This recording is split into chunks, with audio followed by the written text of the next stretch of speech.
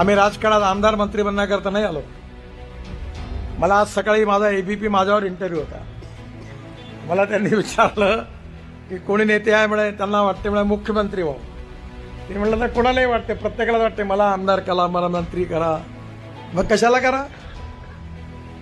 नाही, मा घर भरीन मग मी माझ्यानंतर माझी बायको, मग माझा साळा, मग माझा भडवा, मग माझा चमचा, मग माझा ड्रायव्हर, नाही तर पुतण्या, मुलगा, कोणीतरी तयार राहत.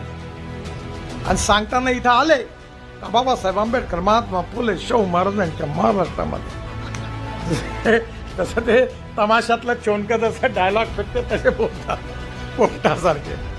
गेले काही घेणं नाही. एक पाव डटाव गरीबी